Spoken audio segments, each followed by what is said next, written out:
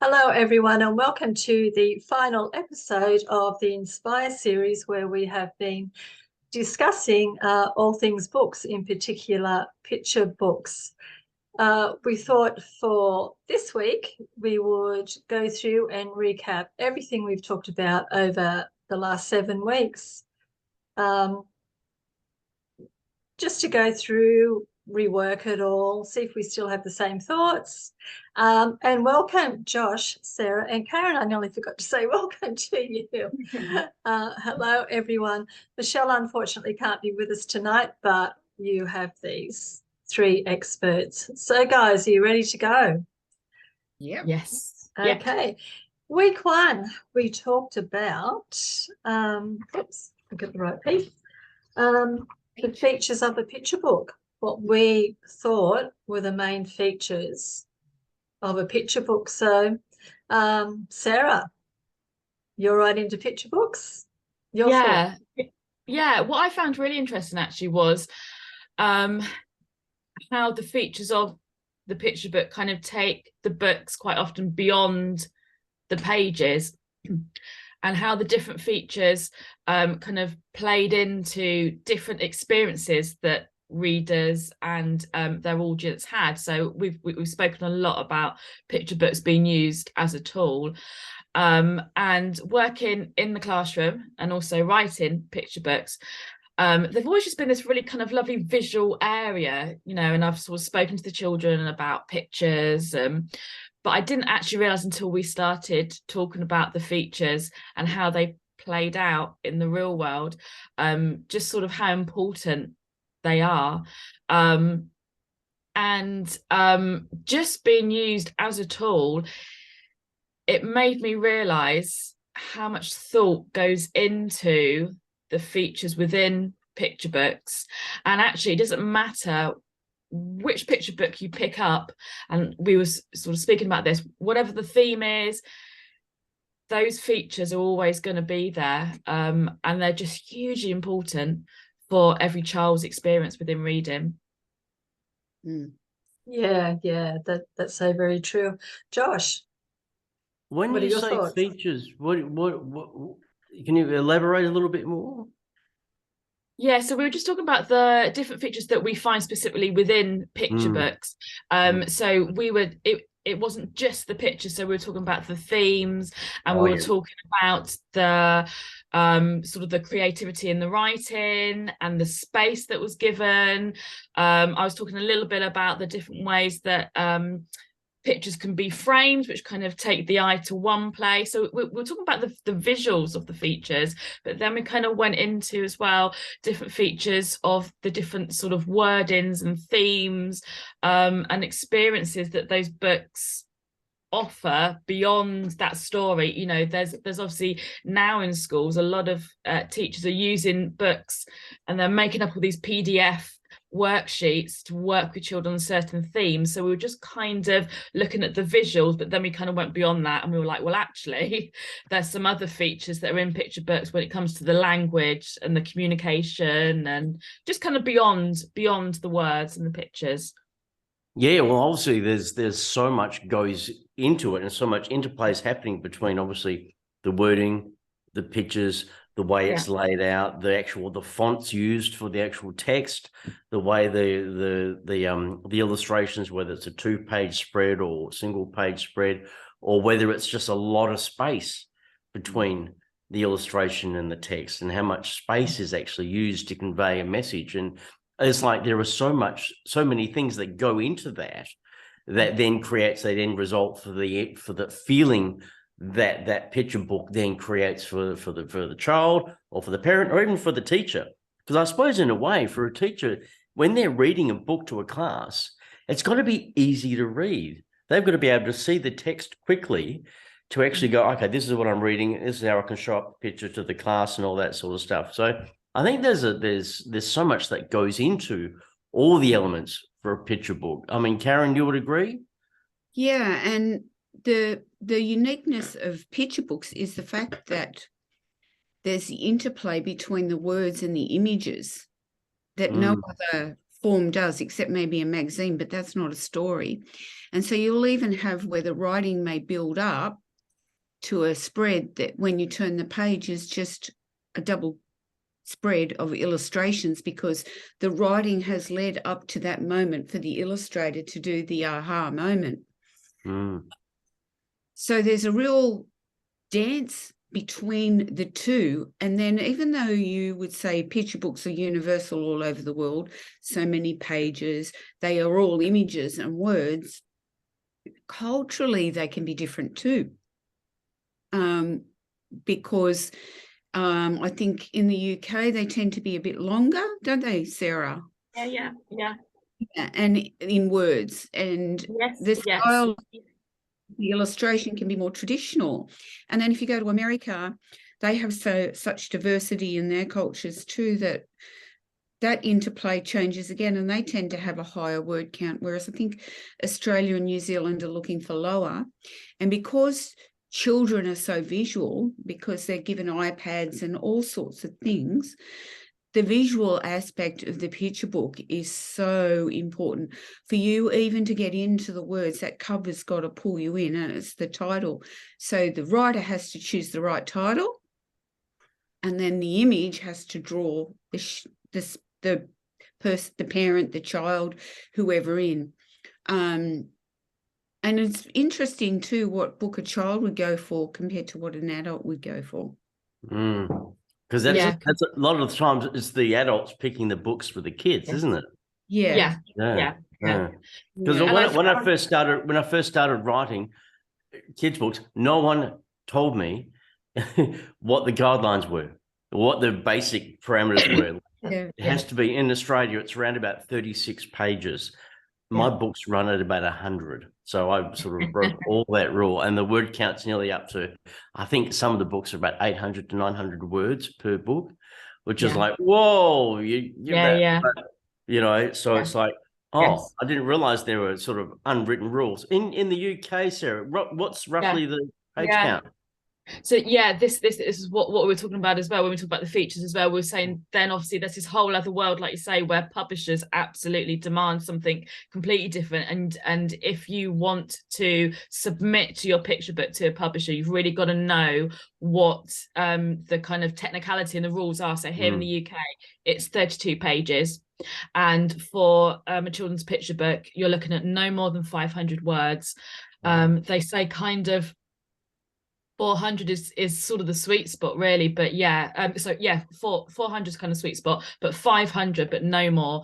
And you're looking at 32 pages, and that's got your back ends, that's included in that, your title page, your inside title page as well. So and then you've got your rights page, so actually you've got about 28 pages to play with. So it is very strict here in the UK. That is what it would be. So you've really got to know wherever you're submitting to what features, what technical features they are looking for. And we were talking about other features, kind of the creative side of, like your page turners and this story arc that everything follows of, introducing and then kind of that rise in action and fall in action. So there's a whole minefield out there. So really, I think we were saying, if you want to put your story idea into an actual picture book to either self-publish or to submit, you've really got to research quite a bit actually into what the guidelines are for that actual book, and then also the features within the story, which can be quite difficult, can't it? Because obviously as creators we just want to write this story, but if you have got to be aware of how a book works actually, and how that story builds momentum. A picture book, you can think, they're only for little kids. But when you look at the themes of picture books, they're so varied and they're great. And a picture book can be just as appealing to an adult as a child. So you've got to know the age group you're writing for. And that determines who you submit your manuscript or your illustrations to. and it also determines what sort of place sells the book, you know, and where it sits, whether it's preschool, educational, like, but, or, you know, like where it sits. There's different types of picture books too, because you have publishing houses that go for commercial books that are marketable, that are on target with trends.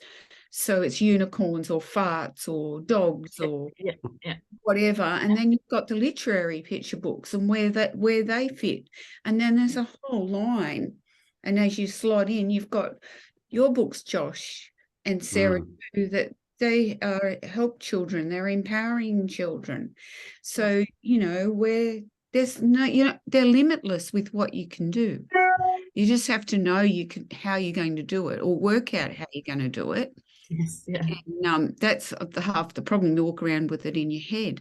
But if it's got something magical about it, I think the thing with picture books now, I think they've evolved in a way, unless you've got the perennials, where they have some sort of magic about them. It's just, and it's told so simply and beautifully, and yet it's got that aha and that and you want to look at it again. Yeah. That's really, really hard to do as a creative, to create. But when it's right and it's the right mix. Yeah, it's that magic, isn't it? Yeah, and you can't define it. You just feel it. Yeah, and I think picture books create that more than any other children's lit. You can have, because they cut out a lot of that descriptive language. They've got to move fast, and they've got to get you in the moment quickly. And you've got to have those little cliffhangers, and then you reach your peak and it's like, oh. And then there are the other ones that are just all about empowerment and self-help, and they're on a theme, but they don't actually have a story arc. Not all of, there's different types of picture books too. So if you're writing, the best thing to do is look at what sort of picture books appeal to you and what you like, because that's probably what you're going to tend to write or want to illustrate. Well, I'm finding the more I learn about them, the more I love all of them. Another one today, I didn't even remember ordering it, and I went, how did I get this one? And I remember ordering this one, and it's some sort of Ramadan one. I thought, I must have liked the language or something and hit click. But, because you have that passion for the magic that picture book bring. And also what's current is the diversity in the picture books. So they're looking for different perspectives now, and there's slots for them. So I think, if anything, there's it's a more competitive market, but then the themes that are available are so much more diverse for people. It's not one culture being portrayed, it's everybody's culture and viewpoint and whatever. You just got to know where it goes back to the story. Always goes back to the story. It does. It doesn't matter about the culture or anything. It's where that story, what's it going to do, and how you're going to tell it. Visually or written, it doesn't matter. Okay, let's move on to week 2. What we're talking about week 2, rhyme versus narrative in kids' books. Which do you prefer? Which do you think is best? Some people like rhyme, some don't. Josh, what's your thoughts? Well, for me, I can't rhyme to save my life. And personally, I'm not a big fan of rhyming. I just, I'd rather tell stories or whatever. So for me, all my books are just me talking directly to kids in a narrative kind of way. But when you do get a picture book that does rhyme, it has a rhythm, it has a flow, and you really get into that book, and the pace of it makes you want to keep turning the pages and really get involved. And I think that's a really incredible skill to rhyme really well and to get that pacing right, to get the iambic pentameter right, get the of what it is. And that when that happens, it can be magic. So, but apart from that, I'm still not a big fan of rhyming. You're not a Dr. Seuss fan. Oh, look, I had green eggs and ham as a kid, and it was like, yeah. I wasn't really a big Dr. Seuss. Don't tell anyone. Shh. I think the thing with rhyming is if you try and force the rhyme, the story, it destroys the story magic.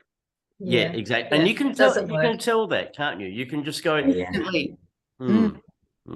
Like, oh no, it's not working. Like you're looking for the word to rhyme with the one 2 lines back, and it's going to flatline that story out. Yeah, it's because if you try and force it, you lose that rhythm. Yeah.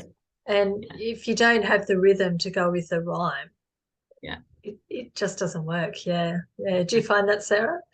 Yeah, I completely agree. And I think we were sort of saying to people whether they should rhyme or not, to rhyme or not. And I think what we ended up saying was just exactly that Karen's just said, that, don't force it, because you will lose that story. And there's nothing worse than reading a rhyming book for children and just seeing that they've just read, and it just takes away. I've got a 6-year-old, and her books are very mixed. They rhyme and they're not, and I love when we have a rhyming book and you kind of think what the next bit's going to be, because you're kind of in your mind trying to work out this rhyme, and then you turn the page and there's something completely different. And I think that takes a lot of skill. So I personally could not do a whole rhyming book all the time. I mean, I've written a little bit in rhyme, but I absolutely take my hats off to people that can do it. But I also know people that also equally can't just write non-rhyme, can't write a narrative. Every time they think of a story in their head, it's in rhyme. So I think the key thing is stick to not just what you know, but what you feel. And if you naturally go towards rhyme when you're thinking of these stories, go with it, but just practice that craft, because like we say, it's not just about the end words hitting each other, it's about that rhythm and it's about that timing. So there's a lot that goes into the rhyme. But no, keep going, sorry. No, I was just gonna say, don't force it. Don't feel you have to. If you're starting out and you think, gosh, that's quite a good thing to be able to rhyme, don't think that. Equally they can be just as creative, because as long as you hit that rhythm and use all your creative features and tools that you'll be using, a non-rhyming book can be just as musical as a rhyming book, I think. Yep. And sorry, Jen, you can include rhyme in prose incidentally. You can put that in your writer's toolbox. So you bring the musicality in, like you said, and making that story sing with different techniques, and that is just one. Yeah, exactly. That's just what I was going to say. It's you can meld the two together. Yeah. Okay, cool. Topic number 3,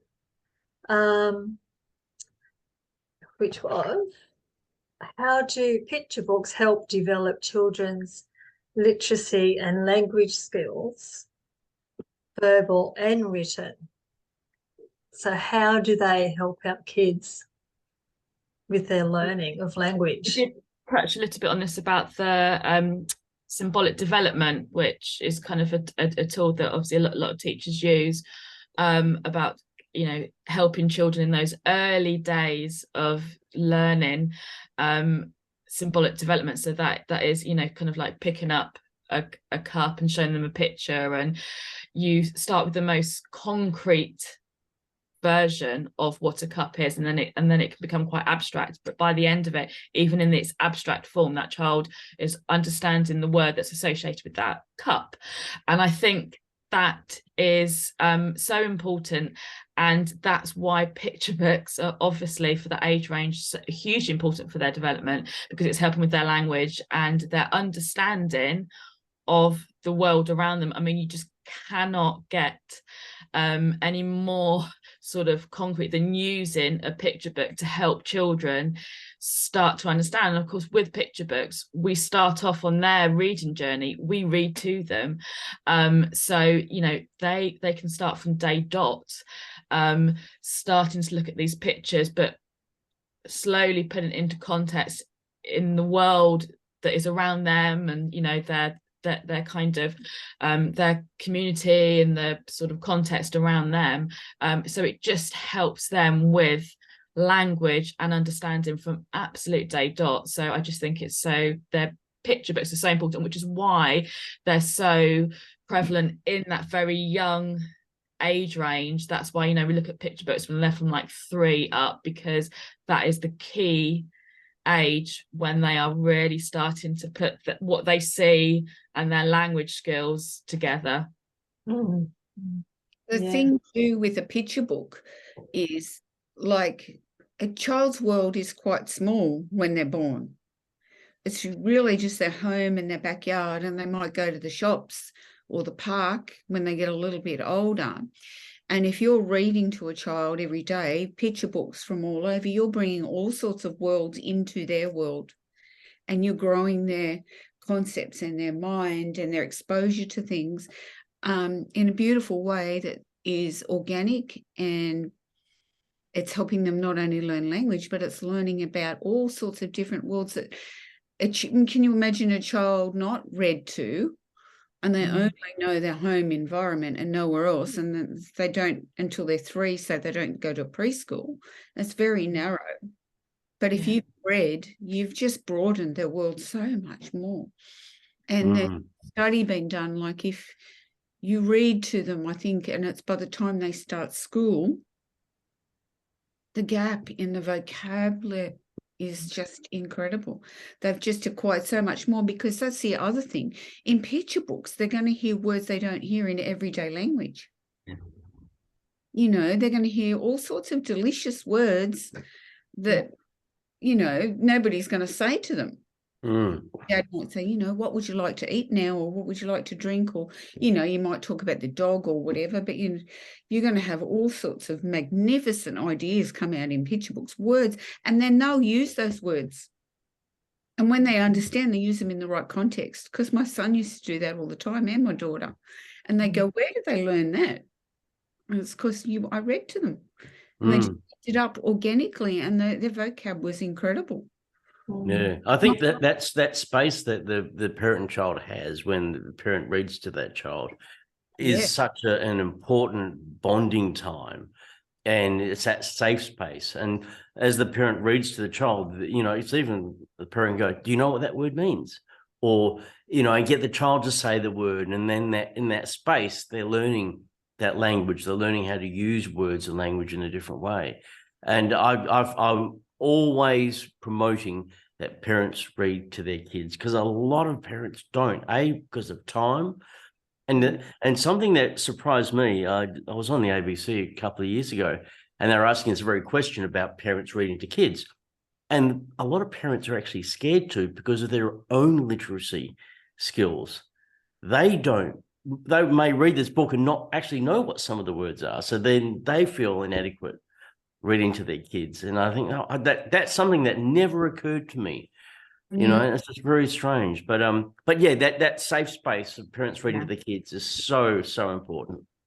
That's a really beautiful point that you made, Josh, because if you're listening to the story on some sort of tech, it's not the same as listening to the story with someone close to you. Yeah. And when a child grows up and they're having children of their own, they want to recreate that same feeling. So you often feel they want to get back to a book that they were read to, or they'll find something that they'll appeal because they want to create that same warm bond. And if you do read to a child, there's nothing more special than having that bond. And what a way to do it. Picture book, you don't have to, it's not a program thing. They just pick a book and you read it. It can be done in a few minutes, depending on the book they choose, but Not with my kids, because we had to spend half an hour talking about all the illustrations. Yeah. Before That's we a got good to the words. Yeah. My son used to get up at 2, and at 2 o'clock in the morning, we had to lock the bedroom door, and his sister had to lock her door because he'd want stories at 2 in the morning or 3 in the morning, and then he'd push them under the crack of the door, so we'd hear all the books coming under the door, and so you don't know what goes on in their heads, but the bond with the picture book was there. Even waking up at 2 in the morning or 3 in the morning. Oh, I need a story. It's like, not this time, but yeah. All right, let's move on to the next one, which is the impact of illustrations. This was, I guess, one of the viewer favorites when we talked about just exactly what impact. And for me, illustrations are everything. Equal to the words in the picture books. And, you know, for the reasons that I just said, my kids loved looking at the illustrations. You know, the colours, what's that a picture of, if something was a bit abstract, or, you know, and they just love them, you know. It's and you might have read the words and they'd go, oh yeah, that's what that is, and that's what, and they'd match them up, and you could see their minds working. And it's the creation of the character that the writers created. When a writer gets their book, I don't visualize it all, because, and then you get a beautiful surprise at what they've pictured, and you just go, wow, where did that come from? And it, you know, I'm just thinking even of Cicada by Sean Tian. Oh yeah, incredible. And see the color choice, because that book is just the muted dark grays and blacks, and there's the Cicada, and you just look at that cover and go, oh my God, what's this book? And you just pull, they just pull you in, and whatever book it is, it's the illustrations. It's funny, I'm learning a lot at the moment because I'm nervous about self-publishing, but I'm doing a local book. And I just signed the illustrator, and she goes, Karen, well, do you want a good book, or do you want a beautiful, an outstanding book? And I went, you're right, it's the pictures. I know. Right. You know, and she confers what you're thinking, but you still think, oh. But if you want a good book, it's got to have an awesome illustrator that matches the words. They have to feel that magic for the story. To make that creative magic with their pictures. They have to vibe with it. And that's why I think if an illustrator gets a manuscript and they say, no, it's not for me, it's not vibing for them, and then someone else will get it and they'll go, oh, wow, I've got so many images, it's really popping for me. I know exactly where I'm going, because they can visualize the story. Josh, in your works, your books are vibrant, colourful. Eye-catching. Eye-catching, yes. And I suppose that's one of the things, is that as I get to illustrate my books as well, so I write them and I illustrate them, I know exactly where my headspace is at of what I want to illustrate it with. And I think, as we discussed in that episode, it's like, what do I want this illustration to do? How do I want it to work with the actual words on the other page? Do I want it to be metaphorical? Do I want it to be literal? Do I want it just to be ephemeral in a way? Just sit there with something a bit vague, and then allow the child to put their own meaning on that illustration. So that's one of the things that, as the illustrator, you've got to work out, how do you want the child to feel as well? And, you know, what do you want them just to go, oh, that's a great illustration? Or do you want the child to actually immerse themselves in that? And I think for a lot of writers, especially if they don't illustrate themselves, trying to work out when they write that text what the illustration is going to do, and then letting go of, like what you were saying, Karen, is like allow the illustrator to bring their own expertise, their knowledge, their ideas, all that sort of stuff into that, So it's that really, really beautiful balance between what the writer's wanting and what the illustrator is interpreting. And when the two come together, it can be absolutely magic. And I've seen so many picture books and I've just gone, wow, it's just blown my mind. I mean, How to Make a Bird by Meg McKinley is one example. If you haven't seen that, I guarantee, go out and find a copy or look it up online. It's just an extraordinary book, very few words. I think less than 200 words in it, I think, but the illustrations just make even an adult, you just read it going, wow, I want to be a kid again just while reading these books, you know. And I suppose you, Sarah, you know, as you write, do you visualize what the illustrators are going to do, or you just leave that totally blank? I personally, when I write, I do visualize. However, I'm really, really happy to then put it into the hands of the illustrator. So I think that I kind of have one kind of vision. I mean, when I self-published The Heavy Bag, I was quite specific with colors and tones, and then my illustrator kind of nailed that perfectly. But my other books, if they've gone through a publisher, I mean, I haven't really had a huge amount of say on it. It's kind of gone into their hands, but they're always really good. They always kind of send you things and just sort of show you the process. But I definitely think the impact is quite obvious, because I think when we go back, we used to have a lot of illustrated books, and there is a difference between an illustrated book and a picture book. And I think if we look back through the decades, it used to be illustrated books, but just as you've been saying, Josh, pictures do so much more than that. So now in an illustrated book, those illustrations mirror the text. They're literally telling the same story. Whereas in a picture book, it can tell you all the back history and, you know, almost a different story.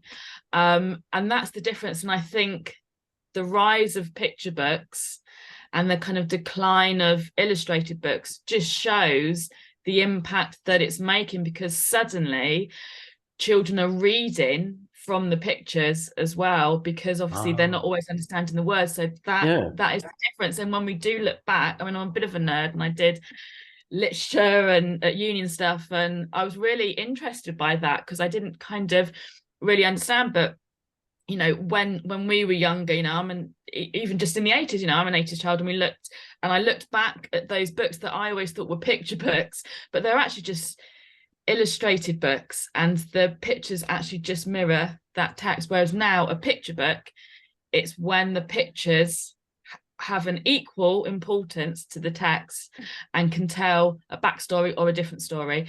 And so I think that is the impact right there, because that is what we know now, isn't it? I think that, you know, that's what my kids used to do. Use the phrase read the pictures. That's exactly what my kids did. And reader technique. You know, and that's just as valuable as reading the words. Because I think actually, if you look back through even something like the Roald Dahl books, you know, if you look at like Fantastic Mr. Fox, the illustrations that Quentin Blake has done, it is an illustrated book, because it is the fox, you know, he's sitting down at the table eating with his family, and that's what he's doing in the picture, which is kind of for that slightly older age range. But then when we look at picture books, we can see the difference. So yeah, I mean, I've learned a lot now about the work of an illustrator. Huge respect for illustrators. I mean, I can't draw to save my life, so I have to put my work in their hands, because that, you know, there's nothing else I can do. However, I mean, Josh, I mean, the process that you guys go through is just incredible, and the thought process. I can't imagine also writing the book as well as doing. Well, it makes it easier. It makes it, but really? But it'd be interesting to see what someone else would do with my books. I've got no idea, but I like having that control though. Yeah, I'm a bit of a control freak, so being able to draw and write and edit and change within half an hour is pretty good. Yeah, I love your point too about the books that are just illustrated, because Here in Australia, a lot of those, when children go to school, they get their home reader. And a home reader is just a book with the words illustrated with a picture. And they're the ones that the child will, when they're trying to learn to read, will look at the picture for the clues. Yes. Yes. Same here. But the picture book is a whole different level. It's not about learning to read. It's about the story. Yes. Not a teaching to read tool. It's that whole experience, isn't it? Yeah. Not just one thing or another. It's a whole.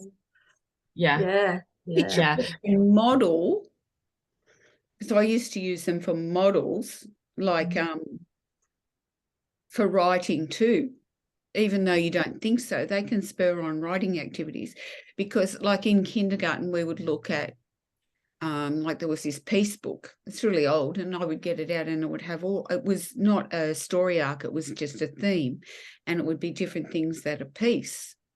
And then at the kindergarten we'd look at the book and we'd read it and we'd talk about it. And then they'd go away and write their own stories about, their story would be a sentence about peace. But that book was the model for it. Yeah. So that concept of peace is also, if you're a parent, not a teacher, and you're looking at the book and you want children to know what peace is, you don't have to tell them. You read them the book and they get an idea. And it's the same with kindness, or what Josh tries to do, or Sarah in their books. The concept's there. You're not trying to educate them. They're just learning about it through osmosis. That's the beauty of the picture book, because the picture book just brings in so many different things in so many different beautiful ways, because everybody's different. And even Josh, with your colour choice. Yeah, because all my text pages are all different colours. They're all different bright colours for the pages. But I was just thinking about what you're saying about kindness, because when I was writing about in my Being Wildly Kind book, just the one page would say, you know, you can be wildly kind to people, you can be wildly kind to yourself, you can be wildly kind to animals, and then that would be on a different page. And I was struggling, going, how would I represent that? And I'm thinking, okay, well, it's about sharing. You know, it's what you share. So the first illustration about you being wildly kind to yourself is a girl holding a whole bunch of balloons. And then the next illustration on the next page was a whole bunch of people all holding a balloon from what she had. So she'd shared it. And then it was being wildly kind to animals. And then I had a really strange looking frog holding the same bunch of balloons. So I used the balloons as the metaphor for sharing and how to be kind. But that took a whole brain thing to go, how am I going to do this? You know? Imagine, That's magic when that brain thing clicks, and we're all smiling about those balloons. That's magic. Yes. And it's because it makes sense. It actually makes sense to me, like through a child's eyes, and having my own kids and grandkids and being in the teaching space, early childhood, that just all makes sense. And I kind of like, and to hear your process. That's the magic. That's it's beautiful. Oh, thank you. So it seems to work. So kids understand it to do, because it looks so simple. That's it does. It looks so simple that everybody goes, oh, anyone can do that. That's what you want. They try to do it. And then, you know, if you want to do it well, it doesn't come easy to get that magic. Okay, now moving on to the next topic, which was the other most popular topic. Why do we need books that are diverse, that incorporate acceptance and inclusion and cultural and all those things? Why are they so important these days? It's a diverse world out there, isn't it, Jen? And that's the whole thing. And it's like we need books to represent, so kids can see themselves represented in these books. You know, from different cultural backgrounds, different religions, you know, indigenous cultures, all that. And it's just like the old days, go back 20, 30 years ago, when it was just sort of white families represented in these books and white kids, and there wasn't an Asian to be seen, there wasn't an Aboriginal to be seen, there was nothing. And I think now is like we are so much more hyper aware of allowing kids them to be seen, so then they feel better about themselves, and then they can go, wow, I'm not an outsider, I'm not different, I'm not strange and unusual, I feel included, I feel myself as I am, and I see myself.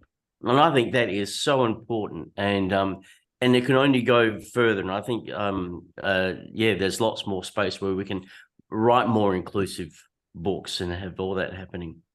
And it also is not about bringing in, it's not just them seeing themselves in and feeling accepted and part of everything. It's everybody else learning that we're all in this together and learning about everything else that's different, so that it becomes normal. Yeah. All of us, like, it's just about learning about something you would not know about by even this. Oh, it's downstairs. I haven't got it. This picture book I don't even remember ordering. That's turned up about Ramadan. Well, I'm going to learn about it now. Yeah. And whatever it is. And actually, I've got a book here. 100,000 welcomes. Oh, wow. And it's in different languages all the way through. So it's about welcomes in all different languages. So there's lots of cultures in that book. That's a diverse picture book right there. And it's not just the people represented in it, it's seeing so many represented. So it becomes normal. Everybody's. Doesn't matter what your background is or who you are. We all belong together. We're all the same. Yeah. We're all the same. We're all original, but we're all the same. Yeah. And if I could just touch on something, Josh, that just going back to, the week we did this, I think it was you, Josh, who brought up the issue of how do we get these books out there? Like, we know they're there. We know they're being written. We did speak about it. How do we get educators and parents, to know that these books are there to help them? Because I think there's more out there that we actually know about. I don't know what it's like in the UK, Sarah, but how do we get them to know that they're there for them? Yeah. Did you get any responses on that video? Did someone? Because I know that we asked it. No, not on that point. Oh, I read something interesting today, actually. I think it was today. I don't know. I'm always reading stuff when I should be writing about it. But I think it was about in Australia.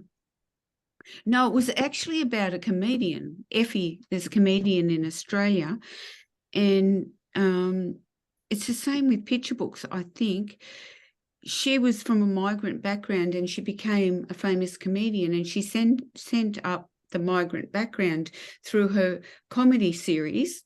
Mary Kostakidis. Yes. And that's it. Yeah. There was such a whole swell of migrants in the country who'd never seen themselves represented in any form. She became hugely popular because there was a niche that was all of a sudden opened up, and there was an audience for it that wanted it, and so they were all attracted to it. So if you're writing and you're representing something and it's not represented, all those people who are underrepresented will find, they'll go for that, because it's even like, I think our Aboriginal market now is increasing, and there's more Aboriginal books. And so Aboriginal people are now seeing themselves represented in books, and it's important to recognise them as well within schools and things. So there's a whole market for that didn't exist before. I think. Sorry, Sarah, you go. I was just going to say about the here in the UK, it's actually monitored quite well here. So preschools, primary schools, you know, they have to have the books that are showing diverse backgrounds and inclusion. But I was just going to say, which is great, which is amazing. But as a teacher as well, I think it just needs to go further. Like you're saying, Josh, you know, there's so much more space. I don't think it should just be, you know, that tick of a box. I think we should be actively just having books which represent every child anyway, because, you know, how can you sit there as a teacher and read to a class of 30 and, you know, just be shown one type of community? I think, you know, when I think of all the children that we've got, there's so many different races and communities and backgrounds, you know, we've got all sorts, and we just have to make sure, because we say we understand the importance of picture books in a child's life, we have to understand the importance of that child recognizing themselves, seeing themselves, that mirror, that reflection, because I think as adults that's what we owe them. So we shouldn't have to wait for, you know, here we have what's called Ofsted, and they go into schools and make sure that everyone's doing what they should be doing. You know, we shouldn't wait for them to say, you know, make sure you've got enough books on inclusion, diversity. We should be doing that now. Just, you know, they shouldn't just be token books. That's just how children should be able to see themselves in books. It's so important. And I think, unfortunately, it's down to the adults, isn't it? Because children can't go out and buy these books or ask for them to be written. So I think we just have to individually take it upon ourselves to make sure that at home we've got books which are showing our children, like you said, Karen, it's not just the children that need or want to see themselves in the books. We need to be showing the other children all the different communities out there. I think we're slowly getting that. I mean, we're definitely talking about it more than we did probably 10 years ago, but we need to action just a little bit more, I think. I think it's been led by a lot of school librarians. They're very proactive, and they're on socials and they're looking for these type of books to add to their library. And I know there's a lot of library distribution warehouses and stuff like that are also pushing this stuff, you know, in the distribution lists. We've got this book coming out, this book, and the librarians are going, yep, I'll grab that. And then they can share that with their kids. Like what Jen was saying, the librarians only see books from certain places. You know, there are a lot more books, and there are also self-published books that cover very well done. And the door's shut to them. Yeah, true. Good point. Yeah. The quality of the book or the story, it's to do with who has the status quo to get in that door. Well, that's a whole other subject, Karen. Yes, that's a whole other. It is, isn't it? But, you know, their books are there, the publishers are recognizing it, and they're asking for it. It's just saying we need them. They're seeking them, so they're doing them and they're publishing them, and the wheel, and it's like a cog, it moves, and it's moving in the right, you know, in a positive way, which is great. There's awareness, and with awareness comes understanding. It's a slow process. Sometimes you wish you could speed it up a little bit, but you know, the awareness is there, and the awareness is growing. So I guess that's a good thing. Can only hope as the years roll over that we can get them out there more and more, and you know, eventually. I think in the future it will probably just be normal. Yes. That's the goal, I think. It will be a book, and it will be the story. It will not be, well, you know, what culture it's from. It'll be the story. And actually, a book that's clever. I listened to a webinar and it was about a writer, and she wrote about a girl that collected saris, or whatever those, are they the coverings they wear? And the whole book was about that. But it brought in other things like it was a girl, and that's what she liked to dress in. It wasn't particularly what she wore. That was what it focused on, but it was all girls like to dress and do their hair and make themselves nice, and she focused upon that. And became obsessed with collecting them, and then decided the collection was too big and gifted them. So it was also about her having to have the most beautiful and having to have so many. Like, it had other themes in it. That's what I'm trying to say. It wasn't just about the culture. Yeah. So when it brings in other themes with the culture, it appeals to everybody. Yeah. So do you think we will eventually, over the years, lose the labels, lose, or will they always be there? Like, we do like talking about us being everyone, we're all in this together. Yeah. Do we have to label this group as diverse? Do we have to label, it as cultural? Maybe it should just be the themes. Yeah, I don't know. I'm just asking, like. I don't know. Like, it could be themes eventually. Like, we're looking for books on themes. Yeah, I'm just thinking of one of Michelle's books that I published. Her main character is in a wheelchair. Yeah, Sash. But she doesn't point out that, that's a part of, she didn't write it for that reason. She just wanted to include, like, she specifically did it as a writer, this child in a wheelchair, but it's not pointed out in the text. It's just accepted that this child is. And it's just like, it will also come down to personally to publishers. I mean, we always talk about, the powers that be out there, and the publishers, you, Jen, obviously that was great, and you saw the story and you thought, yeah, brilliant, that works. And then you'll get other publishers who will say, but why? You need to, and I think that's the difference. It always comes back, doesn't it, to this industry that we're in. It depends on the publisher. Yeah. So a series of 3. The main character, oops, over here, twins, but one is in a wheelchair. And normalizes it. That was a really good point that you raised, because I was reading an article about Sophie Di Lorenzo, and as a preschooler, when she was 3, a car crashed into the preschool, and she was burnt, I think 95% of her body, and she lost the lower half of her legs and one of her hands. And then when she was 5, she was in her wheelchair, and a carer was taking her across the road, and she was hit by a car, and she was hurt again. And she's now a journalist, and she never set out to be an advocate for people with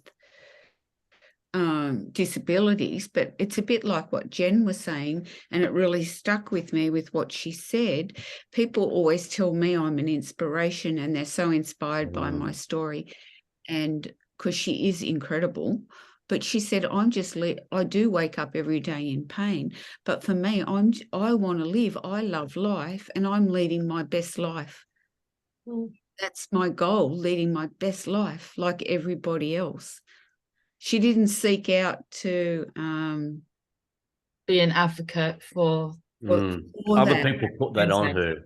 With that. She's just seeking her best life and leading her best life. And also she said something about how the media pretty up disability when there's a lot behind it that's actually hard to live with. So there's more layers underneath it. So I guess even in picture books, it has to be represented in a realistic way, not a yeah way, if you know what I mean. I get that. Yeah. Okay, so let's moving on because time is getting away, but I know we could talk about this stuff for forever and ever. Next topic, and I think it's actually a week that we missed, but we can quickly talk about it now, and that is what can we as adults learn from picture books? Lots. Lots. So much. Lots is the first thing that comes to mind. Yeah, I mean, we're probably all in the same boat where we can all remember being a child, and we spoke about earlier, you know, that experience that we had, whatever our experiences were with being read to or reading a book, but also the books that we read. And I know now I've got 4 daughters, and I have always, we read every night. I've always read to them. I always go back to my childhood, but, you know, like for me, it'd be Roald Dahl, Enid Blyton, Shirley Hughes, all those British authors that I had growing up, which tells me that it's all about the nostalgia. And I know that when I look for books for my youngest now, I'm always drawn to books that remind me of the picture books that I had when I was younger. And I think that, you know, as a child, I learned a lot from them, and then as an adult, it's just reconnecting. And so I feel like I'm learning all over again every time I read with my 6-year-old these picture books, which, you know, have these themes that have kind of lasted through the decades. It's, for me, it's just a really good reminder, but it's also really good insight. I learn a lot from watching my child read them and what she takes from them, because quite often now her views are probably different to what mine were 40 odd years ago. So I'm also learning how she's perceiving these books as well. So lots we've learned lots from picture books. I think it also has still, for adults to still think like a kid, to still have that imagination, to still have that wonder, to still have that when they're reading the books to their kids, to still feel that, especially you've got that nostalgia thing that you're talking about, Sarah, you know, these are the books that I had, but also when they're reading new books to kids, like brand new ones, having that, okay, what's this book about? Getting lost in that. I know for myself, though, I write books that I wanted my 8-year-old self to read, but they're also for every adult and take something away from them as well. And that's the other thing. All the morals and all the stories, the takeaway messages from kids' books are still relevant for adults. And I think that is so important that adults be open to that. What is the moral of this? I am not so grown up that I can't take something away from this. You know what I mean? Yeah. That's the magic, isn't it? And magic in so many ways. That's the other thing. I always put some adult concepts in my picture books. So when the adult, when mum and dad are reading it, we get it, and then they get it. They get it. Yeah, I like it. I like that. I think too, picture books show you that life is wonderful when you're an adult. When you're an adult, in an adult world, you have responsibilities. No, it's all too serious, I know. Life can be hard. When you escape into a picture book, it brings you back that wonder of the world, or like that the world really is a special place, and that to be here in it and get out and explore it and see it. And if the picture book opens the door to that, it's amazing. Like whether it's a picture, like if you're exposed to, if you have a child and you share a picture book and it's about seahorses or something, and you might then go to the museum and look at the seahorses, or you might go, I wonder where they live. Let's walk along the ocean, and even though we can't see them in the water, we can imagine they're out there. Like it can encourage you to go back out and see the world through fresh eyes. Yeah. If anything, that's a great thing, isn't it? Yeah. Yeah. That's why we will never ever lose picture books and their magic, because we just need them, and we need them as adults as much as the child does, if not more. Yeah. Just came in and gave me a note. Are you in trouble? No, he's been listening. We no longer will be truly diverse and inclusive when we no longer need to talk about it. Oh, absolutely. Yes. Yeah, absolutely. Absolutely. That's a good segue to the last thing, isn't it? It is. It is. Our last topic, it is a good segue to it. Changing face of children's books, 223 and beyond. Yes, good point that he's made. When we no longer need to talk about inclusivity and diversity, and it's just normalized. I would love to see that in the future, like the kid in the wheelchair,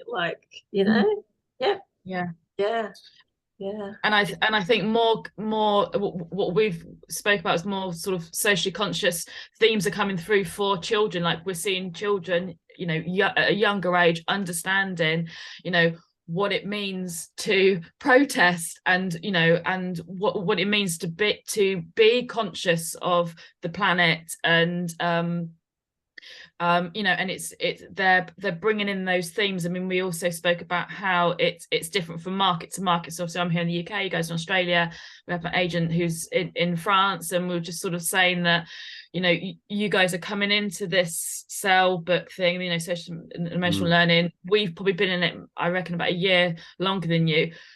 France have done it, and I was amazed at that, wasn't it? They're onto the planet now, and it's really interesting, what obviously, France is still taking on books about social and emotional learning, but their main theme now is planet and climate change. We're still very much in the throes of social emotional learning books. So it's really interesting actually how the face of the children's books is changing, but at slightly different times where you are in the world.